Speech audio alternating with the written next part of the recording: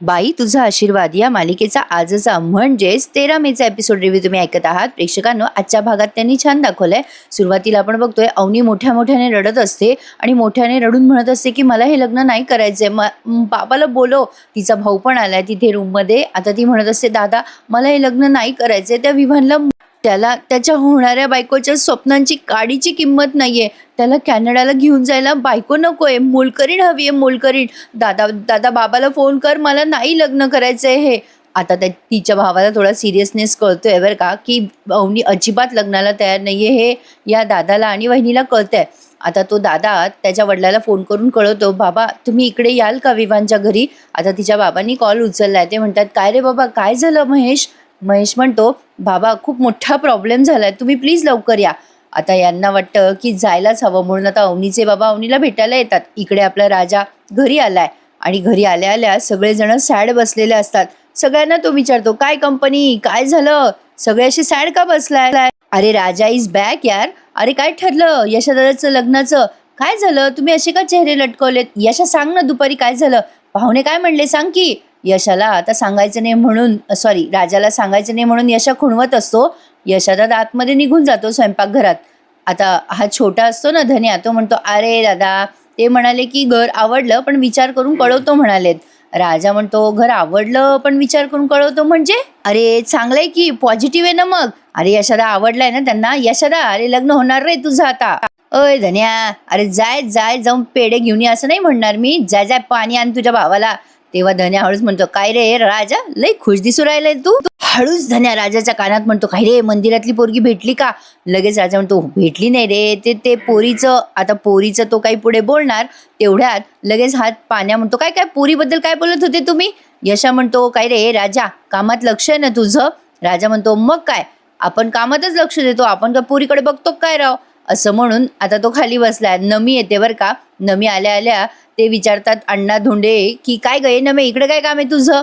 नमी आल्या आल्या म्हणते सॉरी. आता त्या लहान्या भावाने डोक्याला हात मारलाय. नमी म्हणते ते पाहुणे तुला जे बोलले ना ते ऐकून माझ्या डोळ्यातच पाणी आलं रे यशा.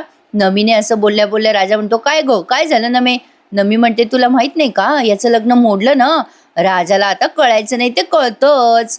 आता लगेच राजा चिडून म्हणतो ए नमे काय बोलले ते. अरे चल काही सांगते का, त्यांना आवडलंय यशात आता घर पण आवडलंय, पॉझिटिव्ह आहे सगळं. नमी म्हणते चल शक्यच नाही. अरे याचं लग्न मोडलंय. राजा म्हणतो ए चल चल राजभिंडा आहे माझा भाऊ त्याचं लग्न होणारच. त्यावर नमी म्हणते राजभिंडा हाय तो पण त्या पोरीशी नाही लग्न होणार. राजा आणि नमी भांडायला लागतात. तेव्हा आता धोंडे अण्णा म्हणतात लहान आहे का तुम्ही काय भांडायले येण्यासारखे. त्यांचे अण्णा चिडून म्हणतात की हे बघ यश त्यांना पसंत पडला होता राजा पण त्या दत्त्यानं लग्न मोडलं. यश चिडून म्हणतो दत्ता काकांनी लग्न नाही मोडलंय अण्णा, लग्न मीच मोडलंय. मग लगेच राजा म्हणतो दादा म्हणजे तू लग्न मोडलं म्हणजे. लगेच यश म्हणतो अरे त्या पोरीला वडे सांभाळता येत नव्हते, वडे तळता येत नव्हते, त्या पोरीनं काय आपल्या घरातलं कामं केले असते. लगेच आता तो पान्ह्या म्हणतो वड्यासाठी लग्न मोडलं. यश म्हणतो मी मोडलं लग्न, मला माहितीये ना काय कारण आहे, तुम्हाला माहितीये का. आता राजा चिडचिड करत यशा चिडचिड करत असं म्हणून राजा म्हणतो दादा सांग काय झालंय काय कारण आहे लग्न मोडायचं. आणि इकडे अवनीचे बाबा आलेत अवनीला भेटायला पुढच्या सीन मध्ये. बघा प्रेक्षकांनो आता अवनीचे बाबा आल्या आल्या विचारतात तिच्या भावाला काय रे बाबा महेश काय झालं एवढं तातडीने बोलवलं. त्यावर आता तो महेश म्हणतो बाबा काय करू मी, अर्जंट तुम्हाला बोलवावं लागलं, अवनी लग्न करायला नाही म्हणते. तिचे बाबा म्हणतात लग्न करायला नाही म्हणते, अरे तू मोठा भाऊ आहे ना समजवायचं तिला. महेश म्हणतो नाही ना बाबा तिला समजवलं ऐकत नाहीये ती, आपण दुसऱ्यांच्या घरात राहतो हेही कळत नाहीये तिला, ऐकत नाहीये आणि सारखं ओरडतीये लग्न करायचं नाही, विवाह आवडत नाही, काय करू बाबा मी तुम्हीच सांगा. तेवढ्यात आता तिचे बाबा म्हणतात अवनीचे काय रे बाबा महेश तिला दुसरं कोणी आवडतं का. तेवढ्यात आता त्या विवानची आई येते बरं का खाली आणि विवान पण येतो. लगेच आता हे विषय बदलतात अवनीचे बाबा आणि अवनीचा भाऊ. विवान म्हणतो काय बाबा अचानक आलात. लगेच अवनीचे बाबा म्हणतात अरे इथेच जरा काम होतं विवान म्हणून म्हटलं जाताना तुम्हाला जरा भेटून जावं. लगेच आता त्या विवानची आई म्हणते वहिनीला नाही आणलं तुम्ही. मग अवनीचे बाबा म्हणतात नाही तिला नाही आणलं पण खानापुरे साहेब कुठे आहेत, तुमची खरेदी वगैरे चांगली झाली ना. त्यावर आता त्या विवानच्या आई म्हणतात अहो ते मुंबईला मीटिंगला गेलेत आणि खरेदी आमची छान झाली बरं, सगळं काही तिच्या आवडीचं घेतलंय. लगेच अवनीचे बाबा म्हणतात मग अवनी कुठे. मग तिची विवानची आई म्हणते अवनी वर आहे बोलव का तिला. आता ते अवनीचे बाबा म्हणतात मी जातो ना तिला भेटायला, मी भेटू का. लगेच त्या म्हणतात हो जा ना भेटा ना. आता ते अवनीचे बाबा आत गेल्यानंतर विवान आणि त्याची आई एकमेकांशी बोलायला लागतात. त्याची आई म्हणते, काय रे विवान, हे कसं काय आले अचानक? विवान म्हणतो, कोणाच ठाऊक. त्याची आई म्हणते, अवनीने फोन करून बोलवलं असेल का विवान? विवान म्हणतो, काय माहिती आई, पण आता ती माझ्याबद्दल काय सांगते कोणाच ठाऊक. लगेच आता तिची आई म्हणते, तू काही चुकीचं नाही ना वागलास तिच्याशी? विवान म्हणतो, आई मी कधी चुकीचं वागूच शकत नाही आणि तीही चुकीचं काही सांगणार नाही असं वाटतंय. आता अवनीचे बाबा आले अवनी पटकन त्यांना बिलगते आणि रडायला लागते आणि म्हणते, बाबा बाबा मला हे लग्न नाही करायचंय बाबा. तिचे बाबा तिला जवळ घेऊन म्हणतात, ए बेटा काय असं सगळं रडायचं नाही, असं रडत असतात का? सांग बरं मला नेमकं झालंय तरी काय? मग अवनीने झालेला सगळा प्रकार तिच्या बाबांना सांगितला. पण का कोणाच ठाऊक प्रेक्षकांनो, असं वाटतंय की तिचे बाबा जरा फोर्सफुलीच या लग्नाला तिला तयार करतात. अवनीने एवढं सांगितलं तरी त्यांना ते पटलं नाहीये. इकडे पुन्हा राजाच्या घरचा सीन दाखवलाय. राजा म्हणत असतो, काय तुम्ही सगळ्यांनी असं करून ठेवलं, मी आलं असतं ना, मलाच सांगायचं असतं. लगेच अण्णा म्हणतात, काय झालं असतं, तू आला असता तर लग्न मोडलं ते मोडलं. लगेच आता पाण्या म्हणतो, दत्त्यानं काडी केली म्हणून झालंय. आता धन्या म्हणतो, नाही नाही त्या सुलवात्याचा शाप भावला. शेवटी यशा चिडून म्हणतो, बंद करा रे, माझ्या लग्नाचा विषय बंद करा आता. राजा म्हणतो, विषय बंद करा काय? अरे आपल्या घराला बाईचा आशीर्वाद नको का? लगेच आता यशा म्हणतो, जेव्हा मिळायचं तेव्हा मिळेल ना. लगेच ही नमी लाजते आणि म्हणते, मिळायचं तेव्हा मिळेल ना, आणि नशिबात असेल तीच मिळणार आहे त्याला. नमी स्वतःबद्दल बोलत असते तेव्हा राजाच्या डोक्यात एक आयडिया येते बरं का. राजा म्हणतो, ए नमे समोर ये समोर ये, अशी जरा समोर ये बरं. नाही तुला आमच्या यशोदा आवडतो का ग? तू सतत यशोदाच्या मागं करत राहती ना. नाही काय ग, नेमकं कारण काय आहे? त्यावर आता नमी म्हणते, मला माहिती आहे की.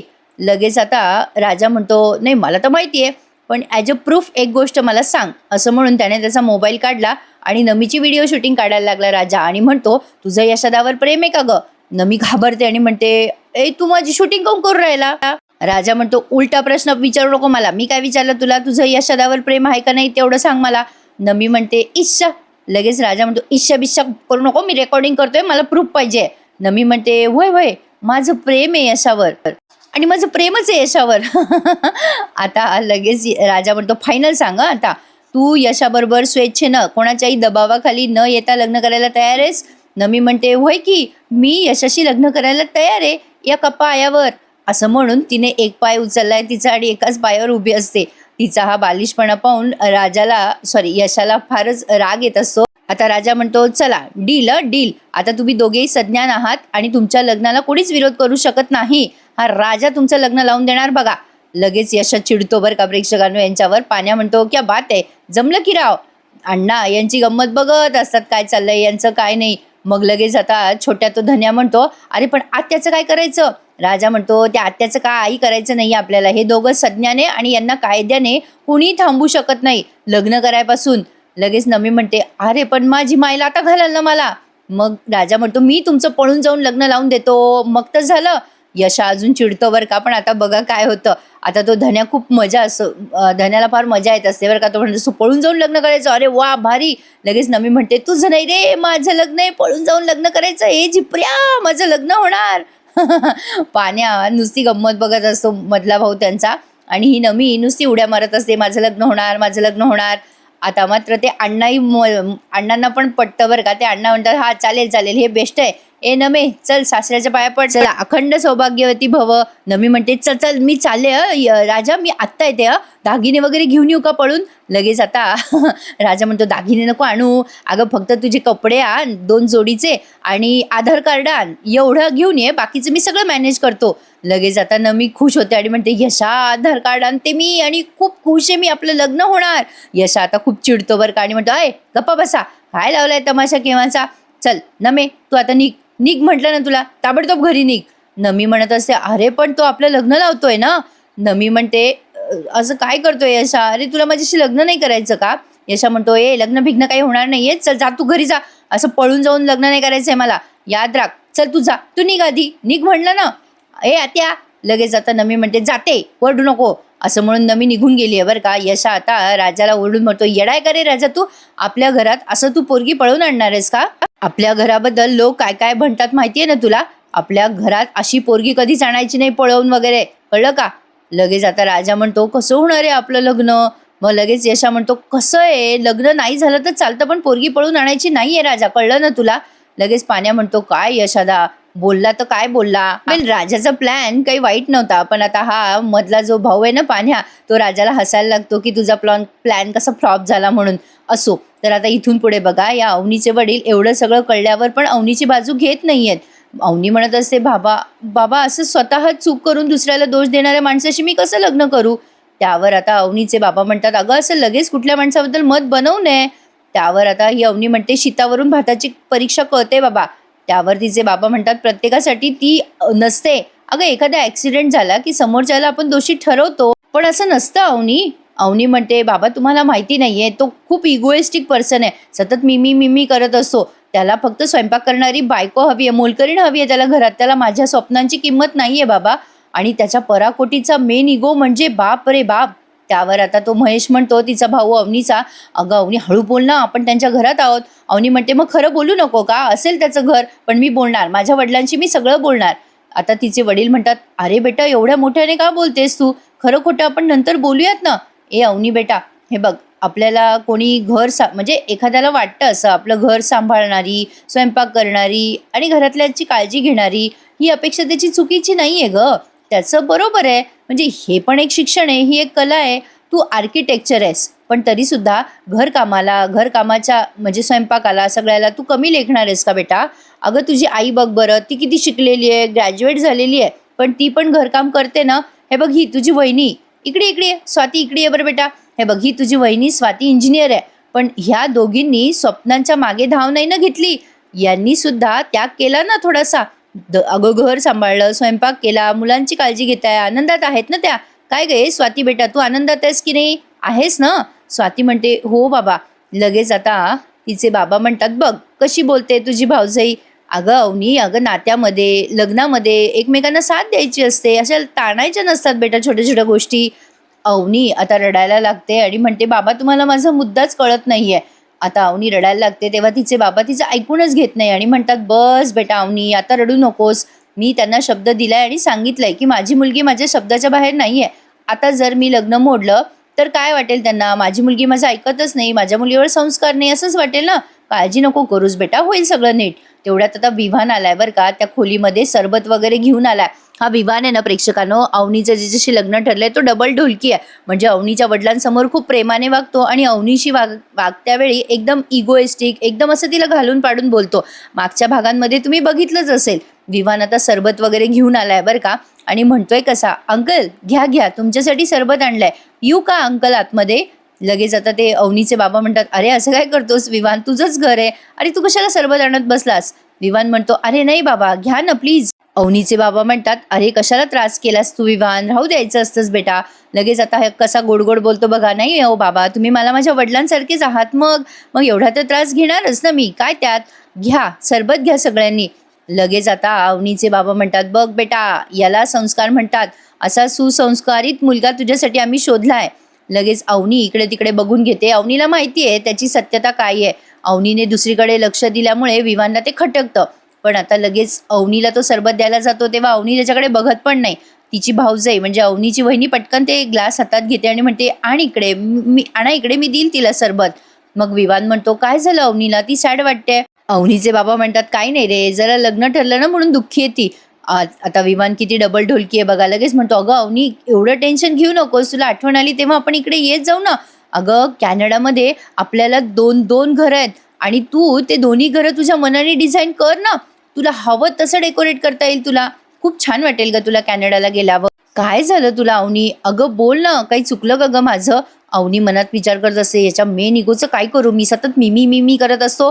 विवान लगेच म्हणतो, "बाबा काय झालंय, माझं काही चुकलंय का?" लगेच अवनीचे बाबा म्हणतात, "नाही रे बेटा, तुझं काही चुकलेलं नाहीये. लग्न होऊन सासरी जायचं म्हणल्यावर सगळ्या मुलींचं असं होतं." विवान म्हणतो, "हो समजू शकतो मी. अगं अवनी, टेक युअर टाइम. माझ्या पण आयुष्याचा खूप मोठा डिसिजन आहे.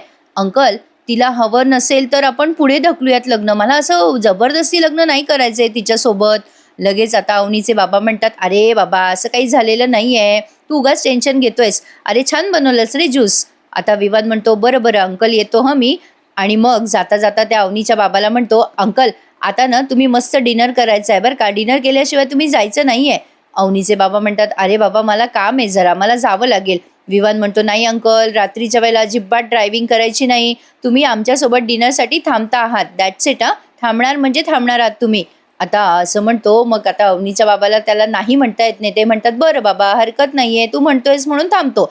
लगेच जाताना अवनीला म्हणतो, Avani, marriage is a big decision बरं का, टेक युअर टाईम. असं तो जेव्हा अवनीला बोलतो तेव्हा अवनीला ते खटकतं बरं का प्रेक्षकांनो. आणि अवनी आता चांगलाच टाईम घेणार आहे. काय वाटतं तुम्हाला, मालिकेत पुढे काय उत्सुकता असेल? मला तर वाटतंय की अवनी आणि राजाचं लग्न ॲक्सिडेंटली होतं की काय? काय वाटतंय तुम्हाला प्रेक्षकांनो? मालिकेची कथा इंटरेस्टिंग असणार यात शंका नाहीये. चला तर मग उद्याच्या भागात भेटूया, कारण आजचा भाग इथेच संपलाय. उद्याच्या भागात त्यांनी एक छानसा प्रोमो दाखवलाय. राजाला बहुतेक स्वप्न पडतंय की अवनी त्याच्याकडे पळत पळत आली आहे आणि त्याला मिठी मारते. नक्कीच स्वप्न असणार प्रेक्षकांनो, कारण एवढ्या लवकर काही यांच्यामध्ये झालेलं अजून दाखवलेलं नाहीये. तर बघा, आता राजाला स्वप्न पडतं की अवनी पळत पळत त्याच्याकडे आली आहे आणि त्याला मिठी मारते. इकडे आता हे अवनीचे वडील कोणाला तरी फोनवर बोलत असतात बरं का, आणि खूप चिडलेले असतात. काप त्याचे हातपाय आणि दे त्याला फेकून, पुढे काय करायचे ते मी बघतो. एवढं ते चिडून बोलत असतात तेव्हा अवनी जरा घाबरते. चला बघूयात उद्या नेमकं काय प्रकरण आहे. आजचा भाग कसा वाटला कमेंट करून नक्की सांगा आणि चॅनलला सबस्क्राईब करायला विसरू नका. बाई तुझा आशीर्वाद या मालिकेच्या उद्याच्या रिव्ह्यू मध्ये पुन्हा भेटूयात. आजचा रिव्ह्यू आवडल्यास लाईक, शेअर आणि सबस्क्राईब करा. चला तर टेक केअर, धन्यवाद.